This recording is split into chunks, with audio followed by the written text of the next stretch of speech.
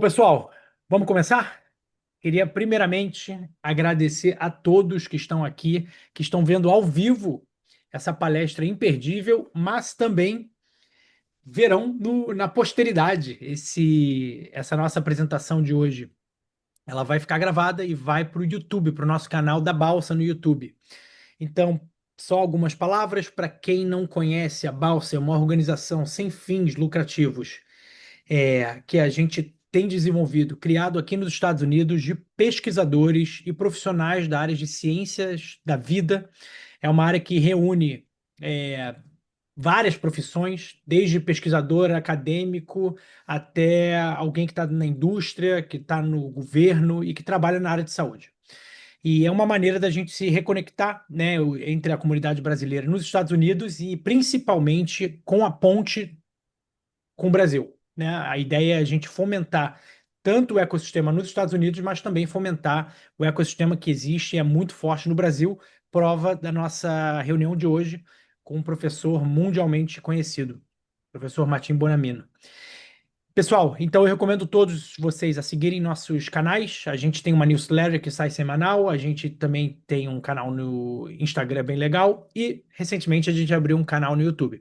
Eu lembro a todos que estão todos convidados para abrir as suas câmeras. É um ambiente familiar onde a gente vai ter a oportunidade de aprender juntos. Como é que vai funcionar o nosso encontro aqui de hoje? O professor Martim, ele vai começar dando uma apresentação sobre o trabalho dele e a perspectiva que ele quer trazer, e depois a gente vai abrir para algumas perguntas que eu vou fazer e para o público, tá bom? Então, vão mandando perguntas que vocês tiverem no nosso chat. Não podem mandar a hora que vocês quiserem, eu vou selecionando algumas para trazer as perguntas assim que der. Então é um prazer hoje, pessoal, trazer o Martim Bonamino, que é doutor. É difícil para mim falar sem o prefixo. Ele é pesquisador do INCA e especialista da Fiocruz. Ele tem doutorado em química biológica pela UFRJ, onde eu também fiz minha graduação, grande fundão. Ele tem mais de 2 décadas de atuação em imunoterapias no tratamento de câncer, biologia molecular e desenvolvimento de tecnologias baseadas em células T, foco da nossa conversa de hoje.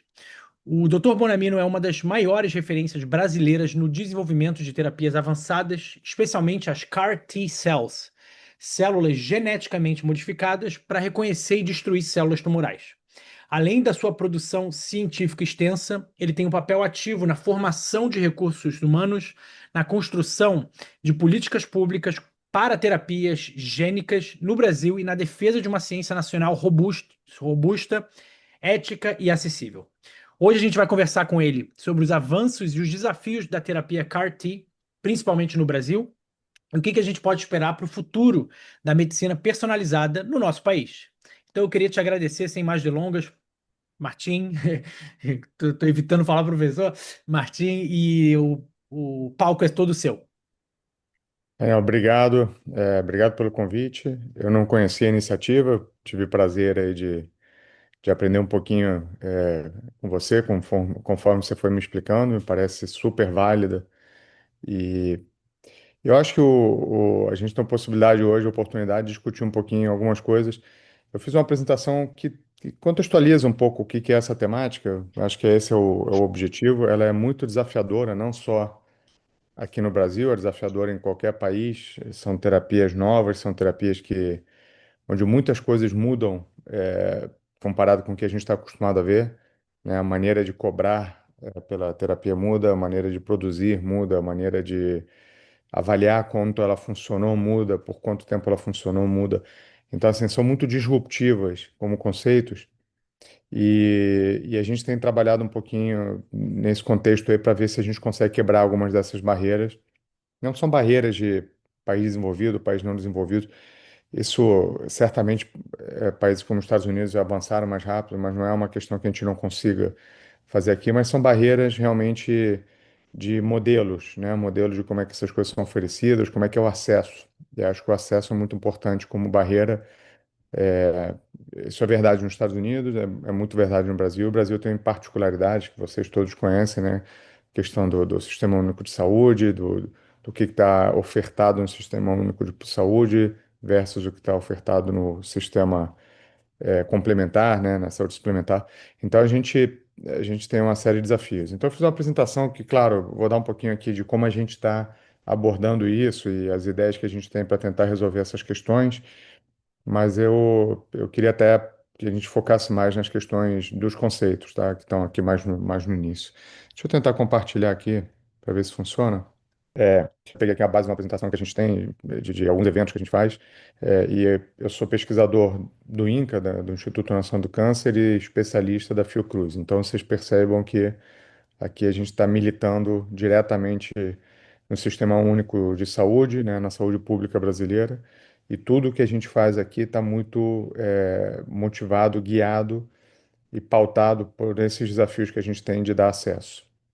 Tá, então, o que a gente vai ver um pouquinho hoje são como é que são feitas, o que que são e como é que são feitas essas células CAR-T, que eu não sei quantos de vocês aqui estão familiarizados, e descer um pouquinho mais no detalhe sobre como elas são feitas vai permitir que a gente pense em maneiras melhores de fazer essas células para oferecer aqui, tá?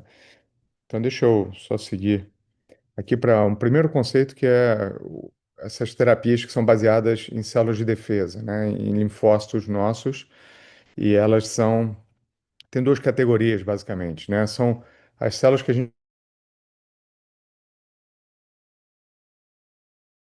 um indivíduo e colocar em outro indivíduo, ou pegar do próprio indivíduo e devolver para o indivíduo com manipulações mínimas, né? E elas, ou as células que a gente vai ter que cultivar na laboratório,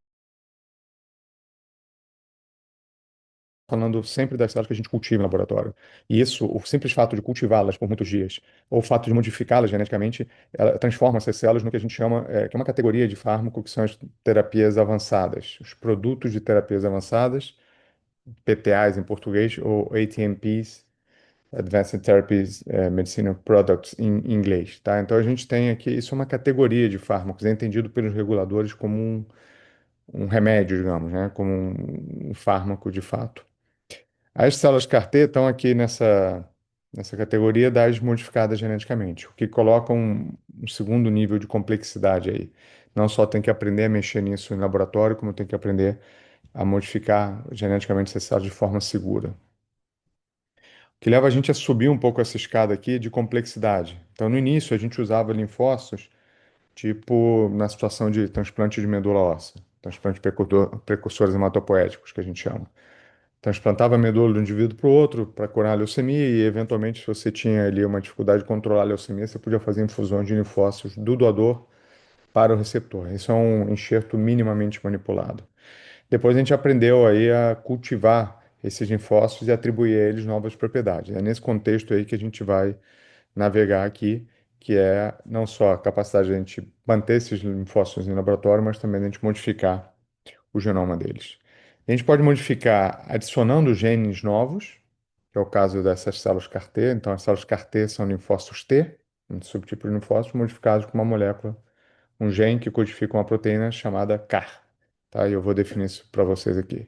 Mas, mais recentemente, também ferramentas de edição genética, que é uma maneira muito mais rebuscada, como CRISPR, né, que vocês já devem ter ouvido falar, têm sido usadas também para fazer essa edição de uma maneira mais precisa no genoma das células, que é uma coisa que a gente faz aqui também. Tá? Então vamos definir essa molécula do CAR, que é o ponto central aqui, é a estrela da noite. Isso aqui é um receptor quimérico de antígeno, é assim que a gente chama, e ele, na verdade, ele é um nome que é autoexplicativo, porque ele é um receptor de membrana, ele é uma molécula que não existe, é uma molécula construída por biotecnologia, por engenharia genética, e na verdade ela é uma quimera, ela é a colagem de diferentes domínios, de diferentes moléculas que a gente conhece. Por exemplo, ele vai ter uma ponta aqui, né, na extremidade, vai ter um domínio derivado de um anticorpo, que é montado na forma assim, de uma cadeia peptídica única, enquanto no anticorpo são duas cadeias diferentes. Aqui é um peptídeo só. E isso tem o nome de single chain fragmento variável, né? Um fragmento variável de cadeia única. Beleza. A função disso aqui é reconhecer agora antígenos na membrana da célula-alvo. Então, com esse receptor, né, que tem essa porção que reconhece aqui uma proteína, um açúcar, qualquer coisa na membrana da célula que a gente quer alvejar, quando esse linfócito T, que foi modificado geneticamente para expressar esse receptor, reconhece isso na membrana da célula-alvo, ele ativa o linfócito e agora o linfócito mata essa célula-alvo. Então, é uma maneira assim, muito grosseira de pegar um linfócito que estava circulando no sangue da gente, a gente coleta milhões, às vezes bilhões desses linfócitos em máquinas de aférese, né? Pendura ali o cara deixa o cara ligado na máquina e vai coletando do paciente ou do doador esses leucócitos e depois de coletar uma quantidade grande dessas células, elas são levadas para o laboratório e modificadas geneticamente. Então, reparem que agora aqueles linfócitos que eram específicos para um vírus, para uma bactéria, para alguma coisa, passam a reter a sua especificidade original, mas passam agora a serem capazes de reconhecer e eliminar essa célula tumoral. Então, é uma maneira muito direta de transformar uma quantidade enorme, milhões de linfócitos, em cada um deles uma célula que seja capaz de reconhecer e eliminar o tumor, tá? Então, é uma maneira interessante, porque agora independe se é a célula do Daniel, se é a minha célula, a gente coloca a mesma molécula em cada um de nós, tá? E independe de se eu tinha, eventualmente, uma capacidade intrínseca já do meu sistema imune reconhecer o tumor e eliminar o tumor ou não. Que é uma coisa que acontece, né? Existem imunoterapias que a gente usa que são baseadas em estimular a resposta natural contra o tumor. Aqui não. Aqui a gente está pegando os linfócitos que reconhecem outra coisa e está redirecionando a especificidade deles para eles reconhecerem o tumor. Tá? Então, é uma coisa que é uma quebra de paradigma, foi uma quebra de paradigma quando isso surgiu lá na década de 90 como conceito. Então, esse é o ciclo, como é feito. Então, a gente coleta, isola esses linfócitos em laboratório. Hoje mesmo aqui o pessoal está fazendo isso lá no laboratório da gente e vai modificar geneticamente essas células. Em geral, para modificar geneticamente, a gente vai usar vírus que têm a capacidade de infectar essas células e levar o seu genoma para as células. Vírus como, por exemplo, o vírus do HIV, que é capaz de infectar esses linfócitos T. Só que é um vírus que é atenuado, em vez de ser capaz de infectar e produzir um novo vírus e infectar a próxima célula, ele deixa de ter essa capacidade e passa a ser capaz só de infectar a primeira célula e entregar aquele cassete genético para essa célula. Não é mais capaz de produzir um novo vírus. Dessa forma, ele não é mais chamado de um vírus, ele é chamado de um vetor viral, tá? E depois a gente ativa esses linfócitos, eles são cultivados aqui por muitos dias em laboratório, cada vez menos dias, o protocolo vem mudando, tem se tornado cada vez mais rápido, mas originalmente era em torno de 2 semanas. E aí depois você faz uma série de controle de qualidade, congela esse produto, e Oi, o próprio José. paciente vai ser condicionado, que a Agora gente pode chama, falar. tratado com uma quimioterapia. Ai, O Matheus está aberto, isso. Com uma quimioterapia para poder receber agora os linfócitos de volta. E fazendo isso, esses linfócitos agora multiplicam, às vezes milhares de vezes, e vão matar, vão caçar essa última célula que expressa essa molécula na superfície.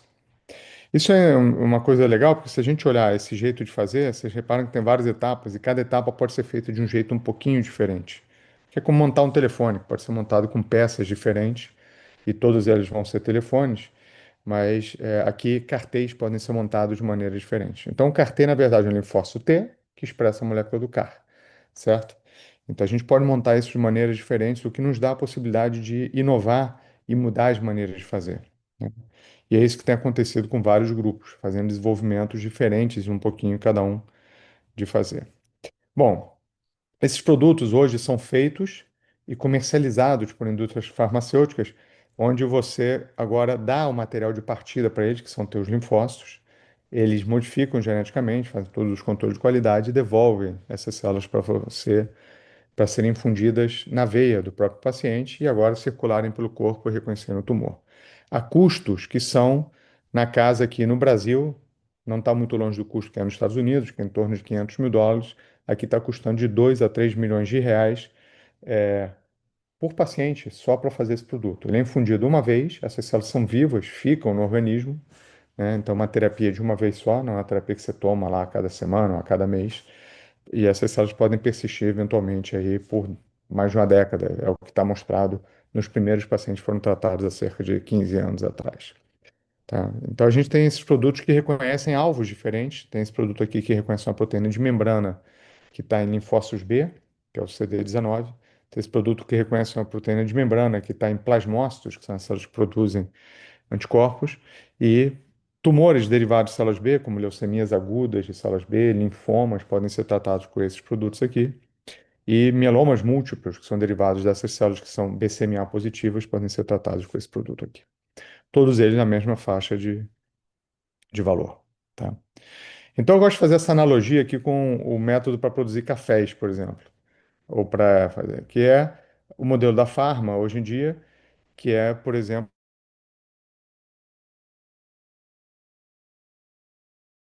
ir lá e comprar um café, né? Numa loja dessa que faz o café pra gente, com a diferença que a gente está dando o grão de café para eles, né? Que são as células a partir do qual a gente prepara o café. Tem outro modelo que é agora a possibilidade da gente fazer essa manufatura dentro da casa da gente. Ou seja, são essas máquinas que você compra as cápsulas e bota dentro. Existem máquinas hoje que você compra uns kits e bota dentro. Claro, você segue botando as suas células, o tal do vírus, etc. Mas ela mistura tudo e mantém, né? Então seria um modelo automatizado que abre a possibilidade, por exemplo, que os hospitais, em vez de comprarem da indústria farmacêutica, comecem a querer fazer, hospitais ou centros de pesquisa, comecem a querer fazer suas próprias células CAR-T no próprio local, tá? E tem um terceiro modelo que é um pouquinho mais elaborado, que é basicamente uma derivação disso aqui, mas em vez de comprar a cápsula pronta e tal, você trabalha ali, seja no desenho da molécula do CAR, com variações, seja, por exemplo, no processo de produção, com variações, tá? E a gente tem trabalhado um pouquinho em cada uma dessas coisas aqui. Eu vou mostrar para vocês. Se a gente fizer um paralelo, então a gente é um usuário, um produtor local ou um desenvolvedor. Se a gente quiser fazer um paralelo para software ou para o próprio café aqui. Isso acontece também nesse contexto dessas terapias avançadas, e especialmente essa do CAR-T. Então, os modelos de produção, em geral, começaram na academia, laboratórios, aí em centros acadêmicos, trataram primeiro pacientes, e aí, quando deu certo, a Pharma comprou isso como ideia, pagou pelos direitos de usar e fez todo o modelo aí de produzir. Então, hoje, mais de 30 mil pacientes já foram tratados no mundo com esse tipo de, com esses produtos aqui, né, com algum desses produtos que eu mostrei para vocês. Mas em busca da consistência no processo de produzir essas células, porque reparem, ela é produzida a partir da minha célula, ou da célula do Daniel, ou da célula enfim, do Matheus que está aqui, e as nossas células são um pouquinho diferentes, e nós, se estivermos doentes e passamos por vários ciclos de tratamento para leucemia, para linfoma, essas células também performam de forma, né, diferente, às vezes não tão bem. Então, em busca de consistência, se começou com esse processo de automação da produção, o que encorajou esses centros a poderem fazer essas produções localmente, tá? Então, esses são alguns dos aparelhos que são usados para fazer. Esse é um aparelho que fica aqui, o primeiro fica agitando as células dentro de uma bolsa. Esse aqui é uma traquitana cheia de válvulas que injeta o meio, injeta o vírus, injeta as coisas, mistura, fica lá cuidando das células. E essa aqui faz basicamente a mesma coisa, mas com design aí um pouquinho mais futurista. A gente tem aqui no laboratório, por exemplo, essa plataforma aqui do meio, chamada CliniMax Prodigy. E o outro elemento absolutamente central nessa discussão, que eu vou trazer para vocês algumas das iniciativas, é o vírus. O vírus é um dos componentes que a gente usa para preparar a célula CAR-T. Ele não vai depois no produto final, ele é um dos componentes que vai ajudar a célula a se modificar geneticamente, mas depois ele é lavado, né? Ele não fica, mas o genoma dele fica dentro da célula. E produzir esse vírus em grau clínico, como um dos reagentes para a gente produzir as células CAR-T, uma quantidade de vírus que sai num lote de produção, custa alguma coisa em torno de 1,2 milhões de dólares, tá? O suficiente para fazer em torno de 80 produtos aí de CAR-T. Então, é um componente caro, complexo e é produzido em algumas fábricas que existem no mundo. E a maioria dessas fábricas está com filas imensas porque o negócio deu tão certo que tem um monte de gente querendo fazer, tá? Então, essa é a lógica que o vírus modifica geneticamente a célula e agora ela passa a expressar esse novo receptor do CAR. E essas são as etapas para fazer isso. Então, assim, não quero entrar em detalhes aqui, mas vejam que é um processo fabril, de fato, super complexo, né? E carésimo. A gente acabou de comprar um vírus desse aqui, gastando, sei lá, em torno de 8 milhões de reais, né? A boa notícia é que o Brasil tem um ecossistema que permite fazer a produção de vírus, né, desse tipo. Por exemplo, a vacina da AstraZeneca, que era uma vacina de plataforma viral, foi feita em biomanguinhos. E a mesma planta de biomanguinhos que fazia a vacina da AstraZeneca, que não se faz mais, está sendo modificada para fazer esses tipos de vetores como insumo para terapia gênica. A gente tem Butantan, tem alguns outros centros aqui, privados e públicos, que podem ser acionados para esse tipo de insumo que é crítico aqui, né? Então, reparem, nesse modelo que a gente tem hoje, está centralizado pela indústria farmacêutica num processamento central, numa fábrica, onde as células têm que ser levadas para lá e depois trazidas de volta, o que inclui uma série de desafios de logística, preço, cadeia de custódia, cadeia de frio, né, para cada um produtos que vai ser gerados, né? Eu tenho que pegar a minha célula e mandar lá para fora e tem que voltar a minha célula. Não pode voltar a minha célula para infundir, por exemplo, no Daniel, que obviamente seria catastrófico. Então, existem iniciativas que estão sendo pensadas a nível local de desenvolvimento, mas a nossa ideia é sempre desenvolver aqui no Rio de Janeiro, mas eventualmente depois reproduzir essas iniciativas no Brasil. Não dá para imaginar que o Brasil tem que vir para o Rio de Janeiro para se tratar, né? A gente pode imaginar que existirão hubs em determinadas regiões ou macro-regiões que possam atender a população daquele local ali, tá? Então essa é um pouco a discussão que a gente tem aqui. E é um pouco nesse contexto que a gente acabou eh, criando aqui essa que a gente chamou de The Car Yoka Initiative, né? Que é, na verdade, a iniciativa de carteira aqui baseada no Rio de Janeiro. E eu vou contar para vocês um pouquinho de como é que a gente está imaginando essas coisas, e, claro, todas elas com a ideia de fazer um produto cuja manufatura custe talvez 10%, 15%, 5% do valor desse cartê comercial, né? Que hoje em dia vem sendo judicializado e tem sido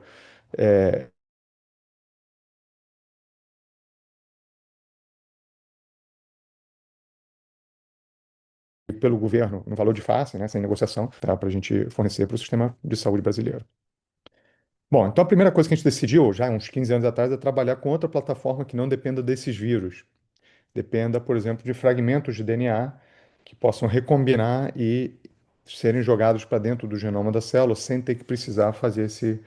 Então, fazer esses fragmentos de DNA é muito mais barato e mais rápido do que fazer os vetores virais em si. Então, foi um desenvolvimento que a gente começou há alguns anos atrás de substituir esse insumo aqui super custoso por uma plataforma que, na verdade, é baseada em transposons. Os transposons são os elementos de transposição que saem de uma região do genoma e vão para outra, né, que foram descritos primeiro em milhos, e a gente usa aqui, por exemplo, um transposon que foi desenvolvido a partir de um salmonídeo, um peixe que tinha um transposon que era um fóssil, não funcionava mais, e o pessoal, não a gente, mas outros grupos, por engenharia reversa, foram mutando até ele voltar a funcionar. E aí deram esse nome bonitinho do Sleeping Beauty, né, da Bela Adormecida, porque ele voltou a funcionar. Então, é um segmento gênico que consegue integrar no genoma e aí fazer esses pedaços de DNA circulares que a gente chama, esses plasmídios, é muito mais barato do que fazer o vírus. A outra coisa que a gente decidiu encurtar muito, que agora está muito na moda, mas a gente fez isso há um tempo atrás, foi encurtar esse processo, que hoje demora em torno de 12, 14 dias para, eventualmente, uma manufatura que possa ser feita, por exemplo, em um dia. Tá? O que claramente tem uma série de vantagens logísticas, de taxa de ocupação das salas limpas que a gente precisa e tal.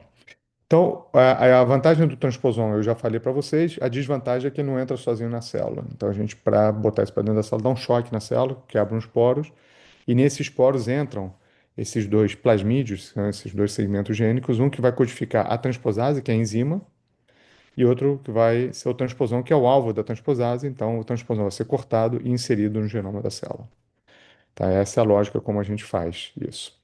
Isso tem sido usado já clinicamente por alguns grupos, um grupo nos Estados Unidos, um grupo na Alemanha, um grupo aqui na Itália, que foi até onde eu fiz parte do meu doutorado, que eles têm tratado crianças com leucemias agudas usando células CAR, na verdade CAR-SIC, que é o cytokinesis, é um tipo de linfócito, né, mas modificado com a mesma plataforma, com um desenho de CAR parecido, com resultados bem interessantes em leucemias. Então, é uma plataforma segura, digamos assim, de uso. Então, o que que a gente faz? A gente coleta o sangue, pega os leucócitos, né, células brancas do sangue, dá esse choque com esses plasmídios, esses pedaços de DNA entram, integram no genoma, e aí a gente cultiva essas células por um dia, e depois a gente vai validar esse modelo pré-clínicos. O que que é o modelo pré-clínico? Um animal imunodeficiente, um camundongo, que a gente consegue enxertar um tumor humano, um tumor até que produz luz, e um tumor humano que tem esse alvo, que é o CD19, e depois bota as células CAR-T humanas. Então é um grande tubo de ensaio vivo onde a célula CAR-T tem que ir lá e matar o tumor, tá?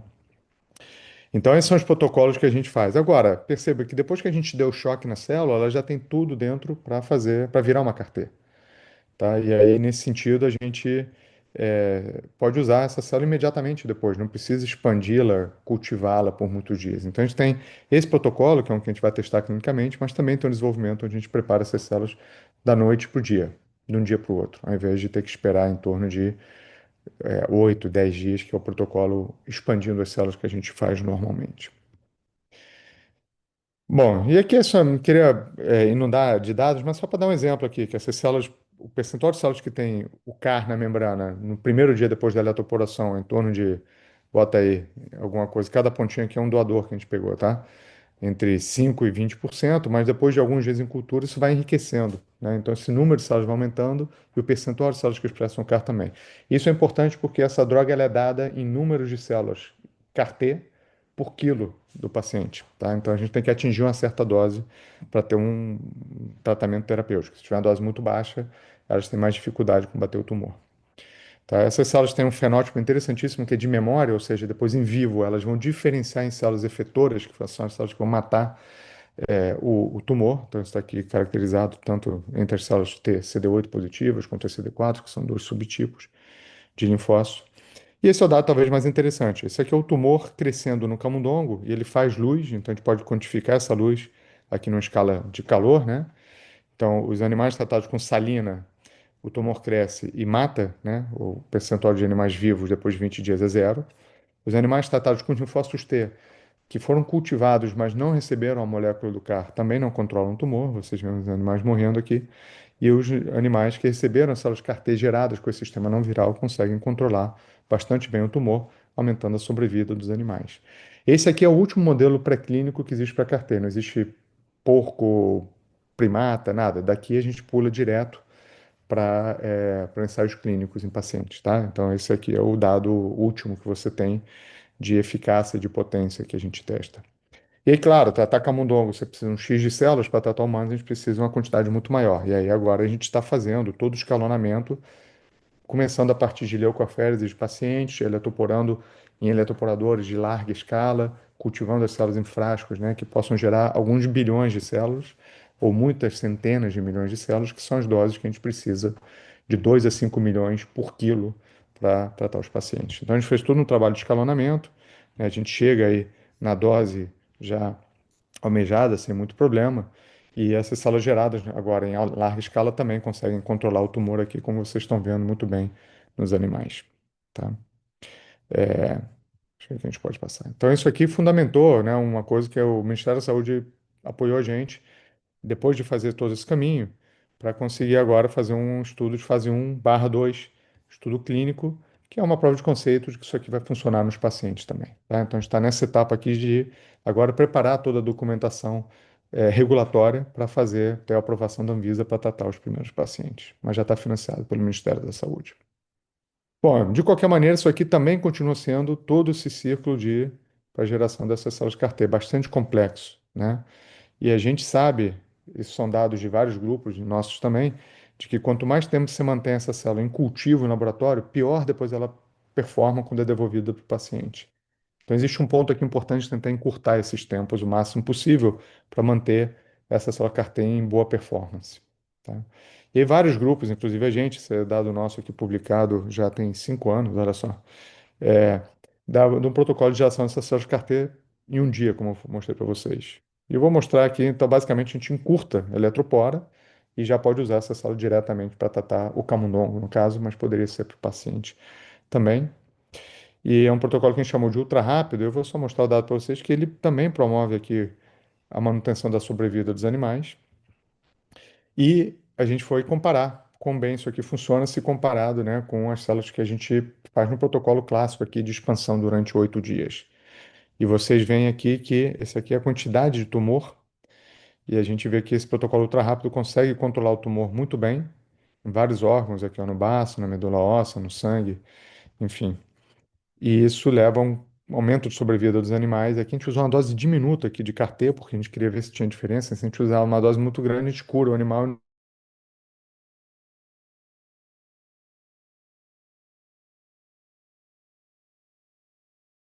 Então a gente usa uma dose bem pequena, por isso que a curva de sobrevida não está tão boa, funciona melhor do que aqui, né? Então a gente tem um ganho aí. Isso foi uma coisa disruptiva, ganhou uns prêmios aqui no Brasil, enfim, importante. Mas mais importante, a gente acha que essa plataforma pode ser muito boa plataforma para a gente inovar nesse processo todo. Tá? Inovar quer dizer o quê? Se eu fizer uma molécula nova de CAR contra um alvo novo, por exemplo, e for querer testar em pacientes, só de vírus eu vou ter que gastar em torno de 1,2 milhões de dólares, né?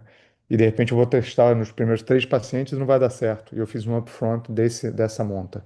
Essa plataforma aqui poderia tratar a mesma quantidade de pacientes no estúdio de fase 1, gastando talvez US$ 1 milhão a menos, o que aqui no Brasil é bastante dinheiro. Nos Estados Unidos também, mas principalmente aqui. Tá? Então a gente vendeu essa ideia para a FINEP, ela está apoiando a gente, que a gente fomenta inovação aqui no Brasil, para a gente tentar os primeiros desenvolvimentos de novas moléculas de CAR, que eu vou mostrar para vocês, que rodem aqui nesse tipo de abordagem não viral, né? E talvez até uma abordagem encurtada de tempo.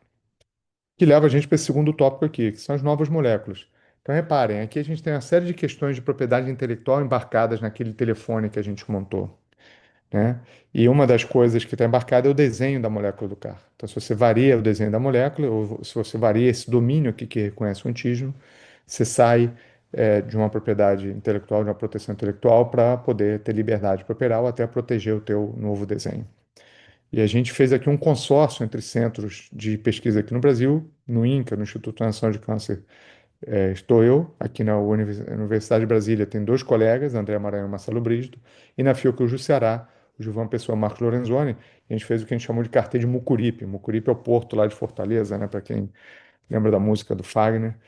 E a gente chamou depois do Carioca, né, que é o cartê de Mucuripe, e a gente tem feito novos desenhos de moléculas de cartê contra alvos diferentes. Esse aqui é um alvo chamado CD20, que é linfócitos B maduros, importante para linfoma, com novos desenvolvimentos de cartês.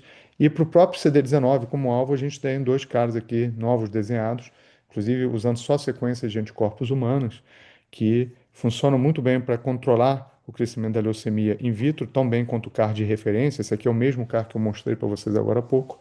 A gente usou ele como referência. Os novos CAR controlam bem a leucemia, seja no tumor que tem alta densidade de expressão do alvo, seja no tumor que tem baixa densidade de expressão do alvo, que às vezes é um dos mecanismos pelos quais o tumor escapa das células CAR-T. E o gato caça-rato também no camundongo aqui, tá? Então essa célula CAR-T também é capaz de controlar o tumor em animais. Então a gente tem as primeiras moléculas e a gente propôs aqui validar essa primeira molécula aqui, H1, nos pacientes com leucemias aqui no nosso instituto também. Então esse é um outro desenvolvimento que a gente está fazendo. Uma última vertente interessante aqui, antes de eu contar uma outra parte, né, e vamos ser muito breve, é a possibilidade de eu fazer as células de CAR-T não a partir do próprio paciente, mas fazer a partir de um doador saudável. Isso é uma fronteira bastante disruptiva, que tem vários grupos e várias farmas trabalhando, que já vem aqui num nível de complexidade um pouquinho maior, porque usa edição genética, não só a transferência de novos genes. E tem uma vantagem, que em vez do paciente ter que esperar as células CAR-T ficarem prontas e voltarem, o que na farma, muitas vezes no Brasil, demora mais de um mês para esse produto voltar, aqui esse produto está congelado, ele é de prateleira e pode ser disponibilizado para o paciente imediatamente. Então, tem vários grupos trabalhando nisso, a gente também, com a ideia de que você possa nocautear uma proteína importante da superfície do linfócito T, que é o receptor de célula T, que é o TCR, que é o que faz o linfócito T meu me reconhecer como próprio e não reconhecer do Daniel, o corpo do Daniel como estranho, por exemplo. Então, se eu nocautear esse gene, eu consigo agora usar células minhas nele e vice-versa, né? Então, isso aqui é feito por CRISPR hoje em dia, outros genes podem ser nocauteados, enfim.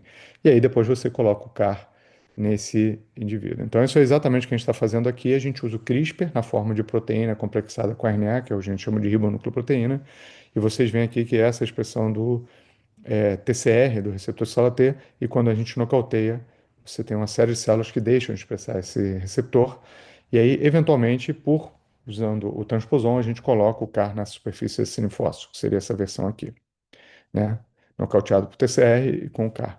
Mas a gente pode fazer uma coisa também que não use o transposon. Por exemplo, te dar um pedaço de DNA homólogo a uma sequência onde eu estou cortando com CRISPR e a célula faz o que a gente chama de recombinação homóloga.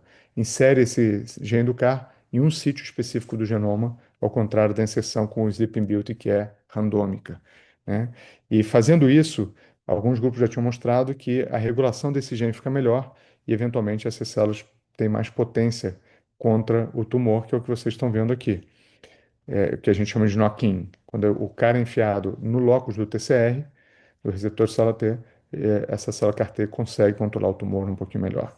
Então, tem a possibilidade de fazer um produto de prateleira, ou off-the-shelf, como a gente chama, seja um produto que esteja pronto para o paciente receber e que, eventualmente, até seja mais potente. E aqui a curva de sobrevida também acompanha, que no knock-in é mais, né, tem uma magnitude de efeito antitumoral maior do que só usando o Sleeping Beauty, por exemplo. Bom, então esse é um dos desenvolvimentos que a gente tem trabalhado. E por último, aqui gastar os últimos 2, 3 minutinhos contando alguns atalhos, né? Então, percebam, a gente fez todo um desenvolvimento novo e a gente vai validar isso clinicamente. Mas existem também produtos que já estão validados por outros centros que a gente poderia fazer a transferência de tecnologia para prover acesso aos pacientes muito rapidamente aqui no Brasil. Então, eu vou mostrar duas iniciativas onde a gente fez isso. A primeira iniciativa é uma iniciativa do INCA com o Children's Hospital da Filadélfia. O CHOP é o lugar onde a primeira paciente pediátrica foi tratada. Talvez alguns de vocês já tenham visto aqui a história da Emily Whitehead, né? E esse é o grupo que tratou ela. O Steve Group é o pediatra. E o Stefan Kadal, que é um parceiro nosso agora, é o cara que cuida aí da manufatura dessas células. Eles usam essa plataforma aqui que eu mostrei para vocês. E então a gente fez um consórcio que o Ministério da Saúde abraçou aqui, então fez um investimento. A gente faz o produto CAR-T nesse sistema automatizado, usando vírus como eles fazem. Então, eles estão transferindo a tecnologia para cá. E esse aqui é o grupo da gente lá em Chop, fazendo as células CAR-T com eles. Então, esse aqui é no aparelhinho. As células ficam aqui, ó, sendo cultivadas nesse tamborzinho, o aparelho rodando. E um mês depois a gente recebeu o aparelho da gente aqui no INCA.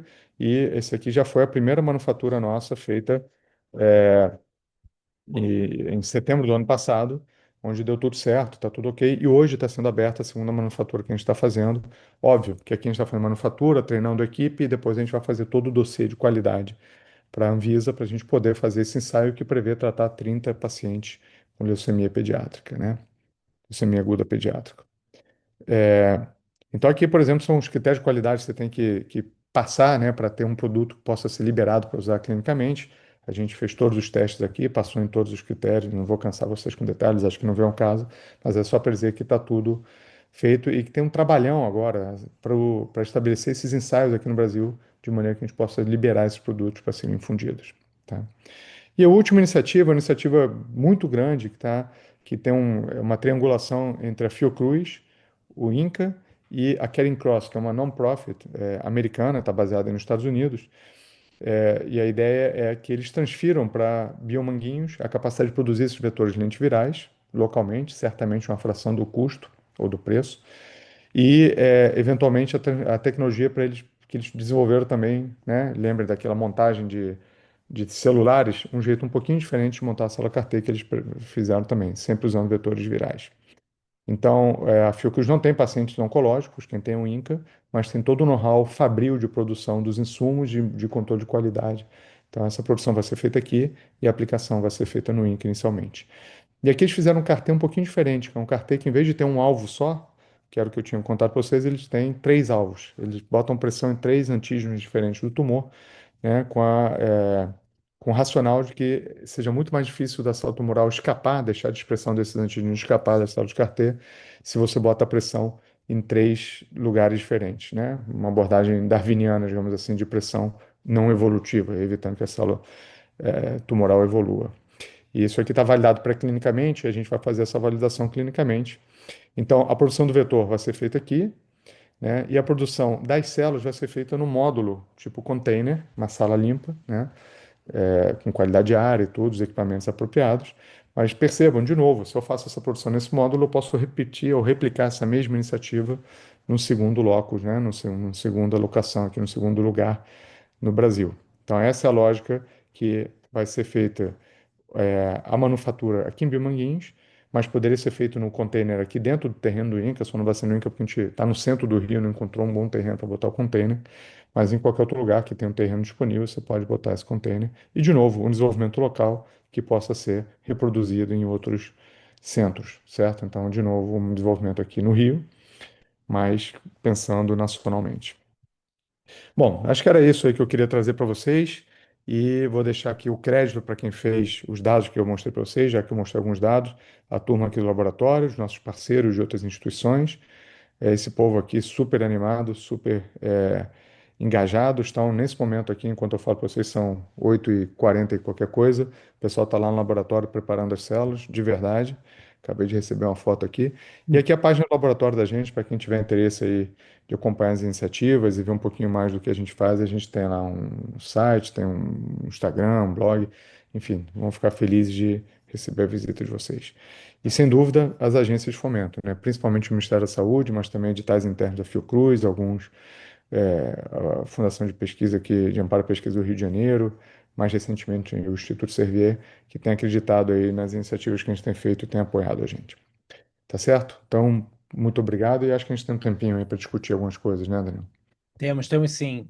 Martim, muito obrigado, foi excelente.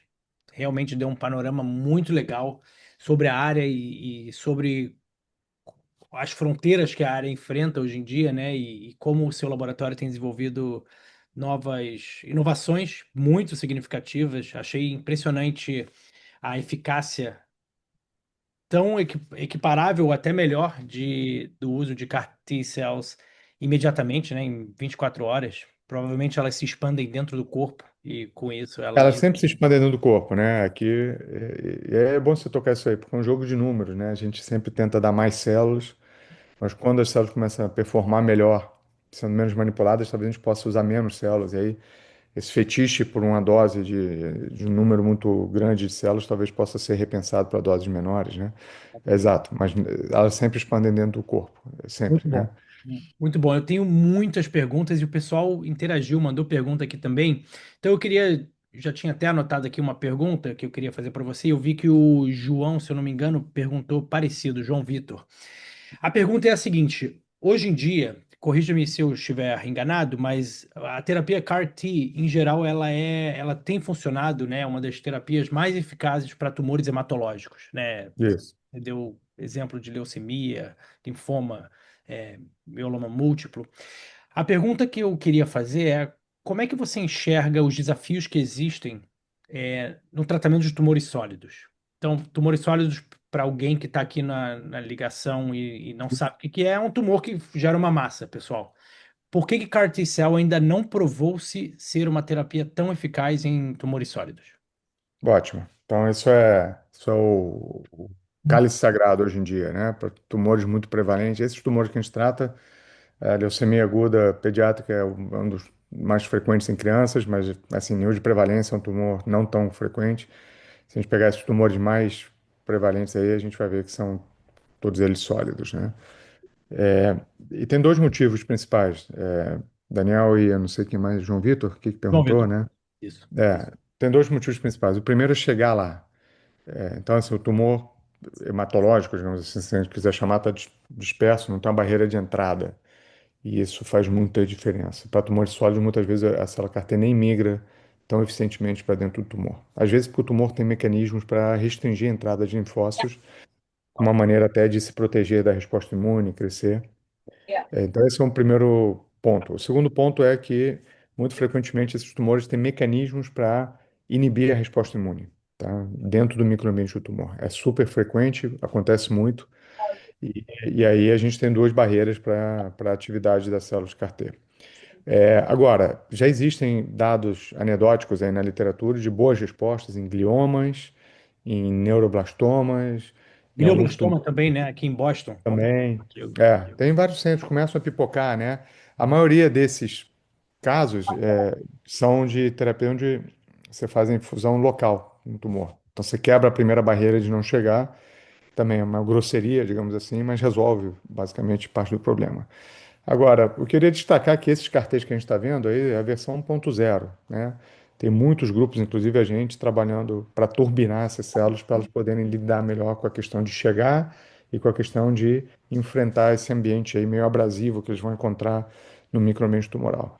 E essas potencializações das células CAR-T, sem dúvida, vão ajudar a dobrar a esquina aí e a gente conseguir ter bons efeitos antitumorais em tumores sólidos, tá? Eu não tenho a menor dúvida que vai acontecer, a pergunta é só quando e como, mas vai acontecer. A gente aqui no laboratório tem também cartês para um alvo que é o GD2, cartê para HER2 Uhum. e agora mais recentemente para Claudina 18.2, respectivamente neuroblastoma e retinoblastoma, mas também tem em sarcomas e em melanomas, o GD2, HER2 em tumores epiteliais em geral, aqui a gente tem trabalhado com tumor de ovário e na Claudina 18. Né, 18.2 para tumores gástricos. Ok. Excelente, excelente.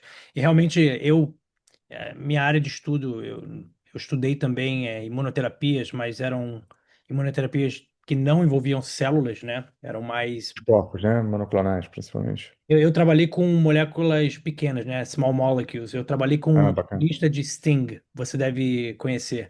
Tá super quente o negócio do Sting hoje em dia. Tá Exatamente. super quente. E eu acho que a gente tem um campo aí para empilhar essas coisas, sabe, Daniel? Sinceramente, você pode mudar todo o microambiente com algum nicho de Sting, ou com algum OPG, com alguma dessas, né, ligantes de alguns tolls desses da vida, mudar o microambiente e ajudar essa célula CAR-T, por exemplo, a navegar e chegar aí. Então, acho que tem um campo grande aí com o CAR-T ou sem CAR-T, mas certamente dá para combinar, né? Excelente. Continuando aqui com as perguntas, eu tenho uma pergunta aqui que eu queria escutar a sua perspectiva, Martim. Existe um certo descompasso, se você parar para olhar a quantidade de ensaios clínicos que a gente tem hoje, de CAR-T, se eu não me engano, são mais de 1.500. E desses, acho que 25%, pelo que eu andei lendo, são em tumores sólidos, né? Só que, assim, de toda essa quantidade, assim, gigantesca, a gente tem uma fração apenas translacionando para efetivamente uma solução, né, que é adaptável para a clínica. Como é que você enxerga esse panorama? Quais são os desafios de barreira assim para esse tipo de terapia hoje em dia? Não, eu acho que tem muitas falhas de produtos, né, quer dizer, ideias que depois, quando você avança para um sistema um pouquinho mais complexo, depois não vingam, tá? A manufatura está super estabelecida, então tudo aqui que eu contei para vocês, seja o sistema viral, não viral e tal, são tranquilamente translacionáveis. O que pode falhar é o desenho de um novo carro, de uma nova estratégia. Eu não toquei aqui no ponto, mas existem uns caras combinados já dentro da própria célula com produzir outras coisas, como citocinas, como anticorpos, pequenos peptídeos, etc. Então pode falhar o conceito, né? A questão da produção da célula hoje em dia está bastante bem equalizada. Então a boa parte do que não vai chegar porque falha nos testes um pouquinho mais exigentes aí de potência, tá? Essa é a minha visão. Mas se você olhar desses mil e poucos aí, tudo tem ensaio clínico. Agora, o que vai andar para fase 2, fase 3, vai ser com base nos dados que você tirou de eficácia mesmo, tá? Com certeza. A Ana, ela fez uma pergunta que eu vou adicionar uma segunda camada. A pergunta dela foi: professor, o tratamento de CAR-T tem potencial para tratamento de doenças neurodegenerativas como a esclerose múltipla, por exemplo? E o que eu queria adicionar na pergunta dela essa semana a gente viu um artigo bem interessante que saiu na Science mostrando a criação de CAR-T cells em vivo, usando Isso, nanopartículas, tipo da vacina exato. do Covid, né, com mRNA, e uma das aplicações, além do câncer, eram doenças autoimunes. Então eu queria Então vamos lá, tá quentíssimo esse tópico. Então os dados de. Então percebam, contei aqui a história para vocês de um CAR-T que mata células que expressam CD19. São os linfócitos B. É um marcador de linhagem, não é um marcador de célula tumoral. Ou seja, a célula B normal tem CD19 na membrana, a célula tumoral derivada da célula B também tem. Então, quando você trata esses pacientes com CAR-T para CD19, você elimina o tumor, mas você elimina as células B normais também. Alguns desses pacientes vão ficar com essa linfopenia B durante décadas. Quer dizer, não dá para dizer décadas, porque os pacientes mais antigos foram tratados há pouco mais de 10 anos. Mas alguns pacientes estão com linfopenia B há mais de 10 anos. E então isso faz um caso importante de um sistema de reset de compartimentos de linfócitos B, que é o caso de boa parte das doenças autoimunes. E nesse contexto tem sido usado bastante o mesmíssimo produto, a mesmíssima forma de preparar células CAR-T para eliminar linfócitos B potencialmente autorreativos. E aí existem formas muito elaboradas de fazer isso, só para eliminar os clones autorreativos, existem formas mais grosseiras, que é eliminar todo o compartimento B. Agora, ao contrário do que a gente já aprendeu, de que se você, por exemplo, um paciente que tem uma leucemia B, você faz CAR-T, ele entra em remissão, mas ele fica com linfopenia B e daqui a pouco ele começa a perder a linfopenia B, recuperar a contagem de linfócitos B, esses pacientes estão em maior risco de depois a leucemia também voltar, porque é um indicativo de que a célula CAR-T não está matando mais, né? Então você quer persistir no efeito antitumoral. Para a doença autoimune, talvez isso não seja importante. Para a doença autoimune, dar o reset talvez seja suficiente. E é nesse contexto que produtos alogeneicos de CAR-T podem ter bastante valor, porque essas células matam a célula-alvo, mas não persistem tanto. Então, talvez você consiga ter o efeito de resetar o sistema e depois voltar a linfopoiese B sem problema.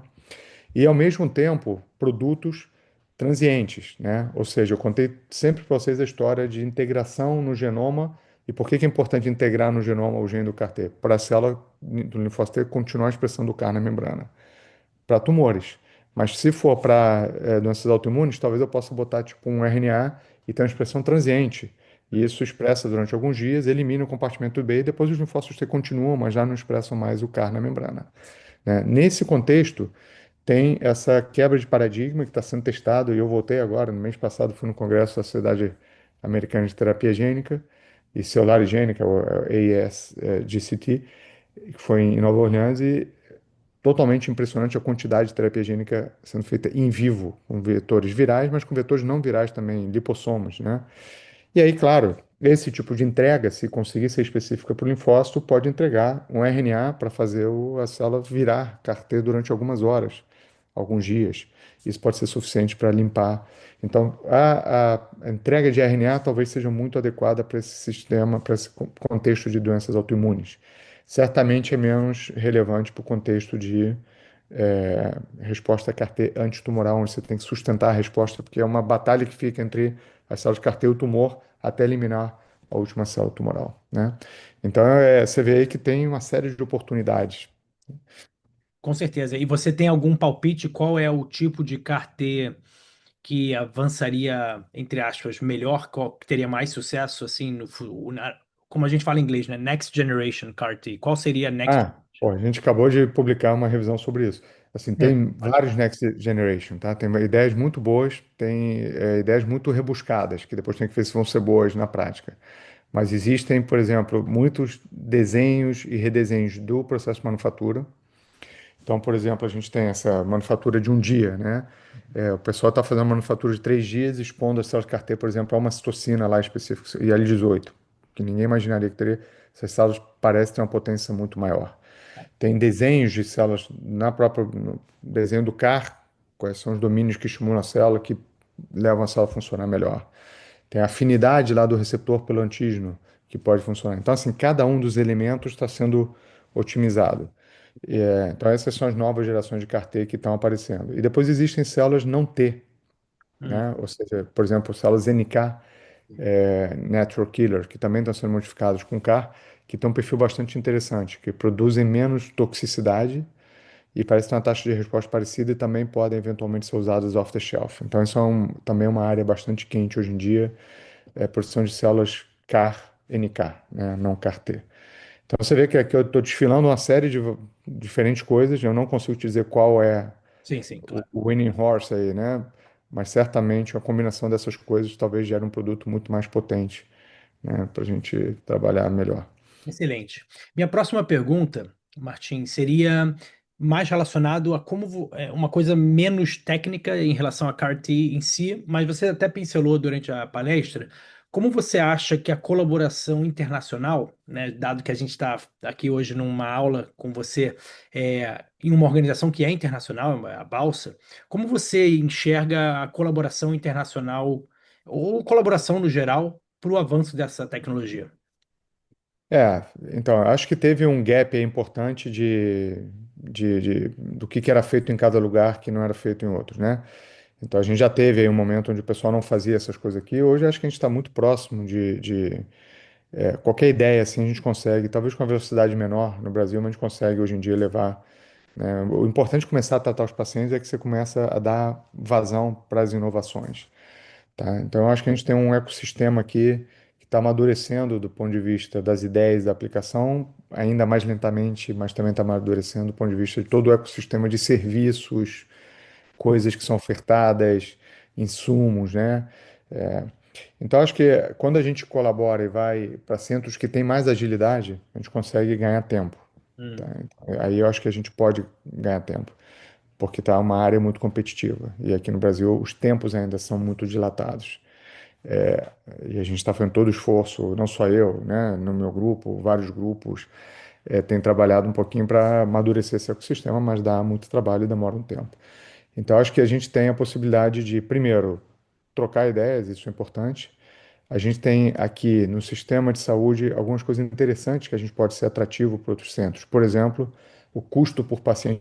aqui, certamente uma fração do custo por paciente no ensaio clínico nos Estados Unidos. Então, centros de pesquisa clínica qualificados, certificados, com qualidade, que possam tratar, poderiam ser muito atrativos nisso, né?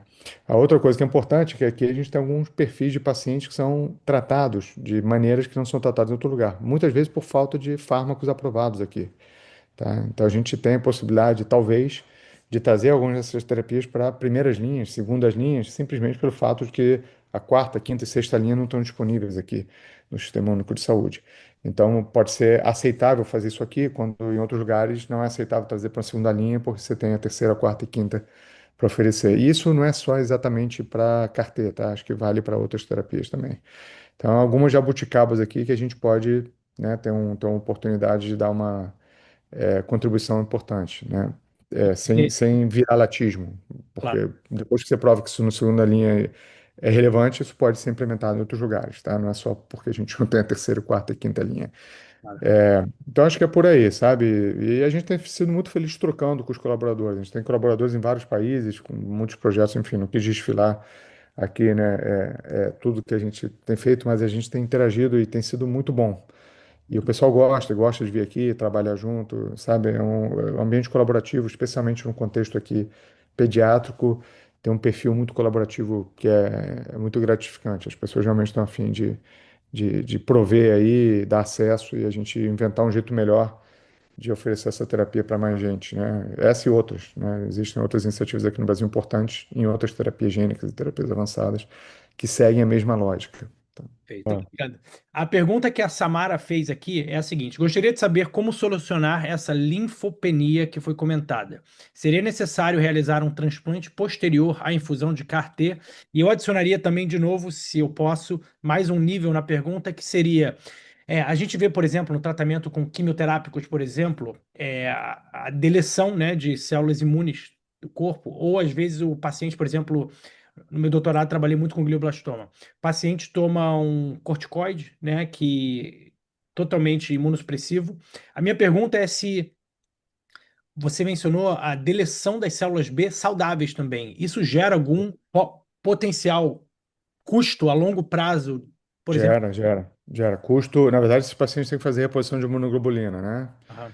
Então, esse é um reagente aí nem sempre disponível aqui no Brasil também, isso é importante, mas adiciona custo, tá?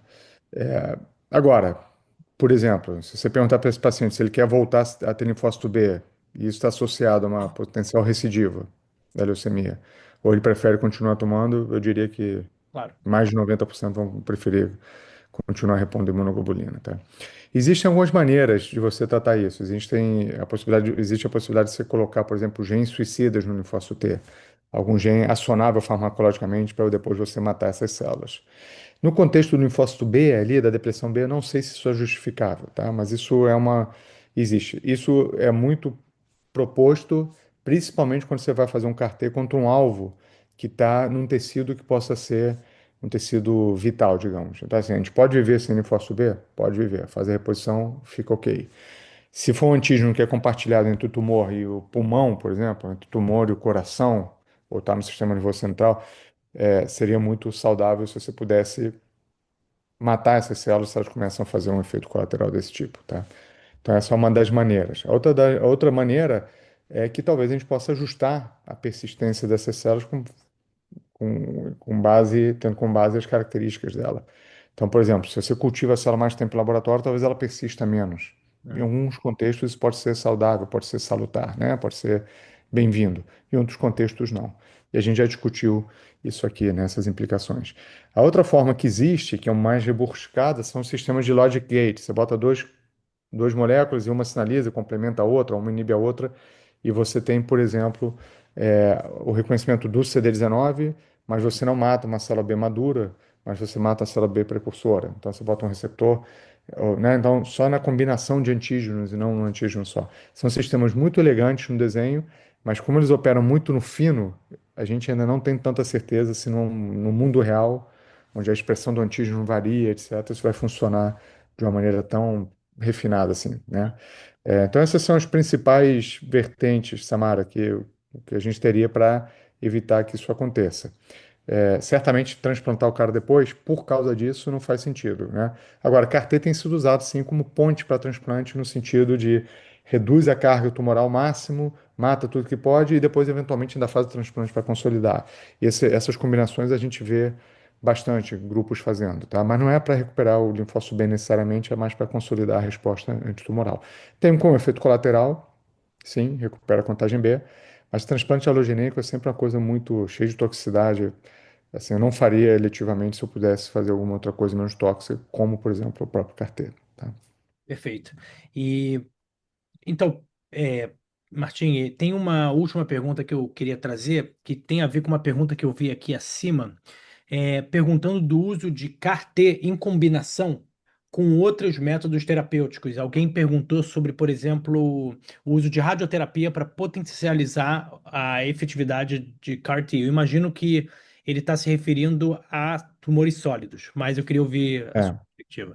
Então, deixa eu dizer, eu comentei muito por alto, mas não estressei aqui, né? Os pacientes, antes de receber essas carteiras, fazem um condicionamento com quimioterápicos, que não tem nada a ver com diminuir a quantidade de tumor, mas tem a ver com fazer uma leucopenia transitória, de maneira que esses linfócitos, quando entram, encontram o corpo vazio de linfócitos T e eles vão ter acesso às citocinas para expandirem, né? Que é uma expansão homeostática que a gente chama. Então, isso é uma maneira de potencializar as células CAR-T. Você pode fazer os condicionamentos também com TBI, né? Com radiação corpórea total. É, eu não sei se eu recomendaria, né? Digamos, porque tem uma série de potenciais efeitos colaterais. Agora, considerando tumores sólidos, tratar com quimioterapia ou, eventualmente, irradiar a massa tumoral também é uma maneira de mudar o microambiente e potencialmente dar um empurrãozinho para essas células CAR-T.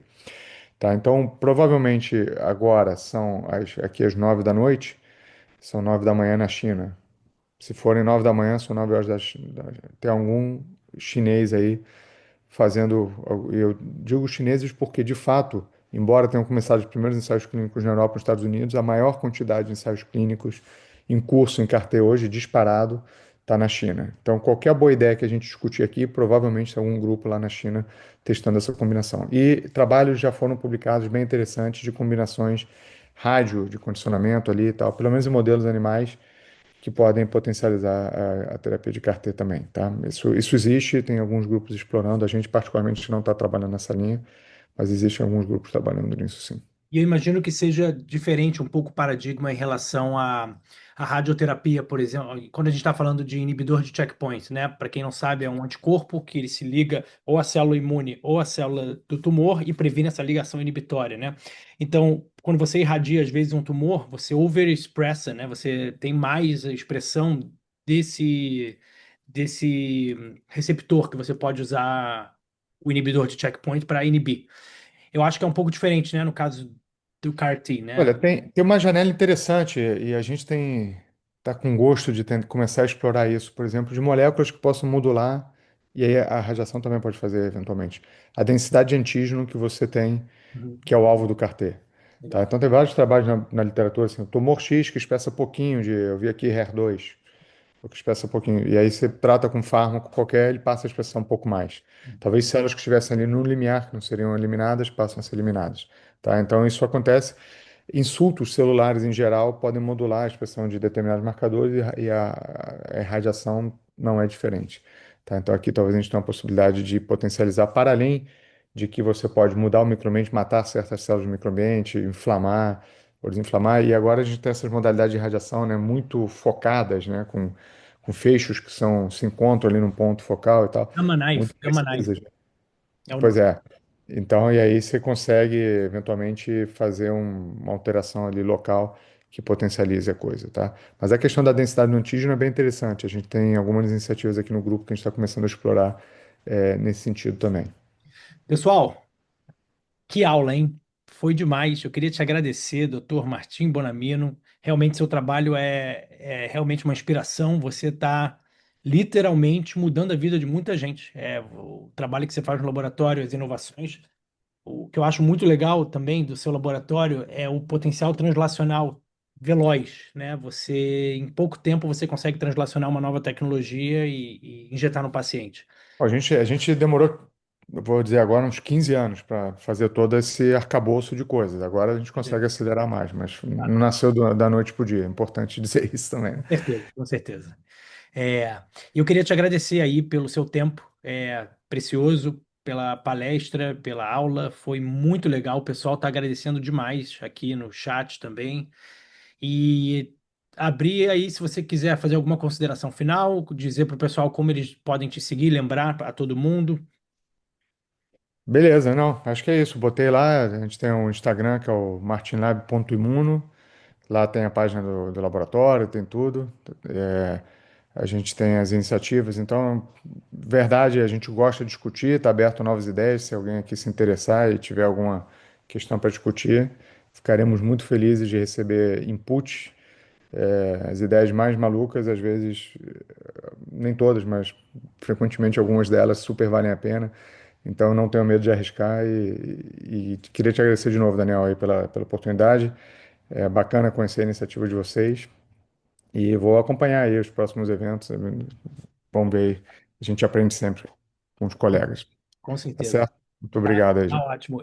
E é isso, pessoal. Agradecer a todo mundo. Estejam antenados para as próximas conversas que a gente vai ter. Realmente é uma mais inspiradora que a outra, mas essa já está ganhando disparado, tá, doutor? Fica tranquilo. E agradecer mais uma vez. Pessoal, um abraço e a gente se vê online. Valeu. Perfeito, gente.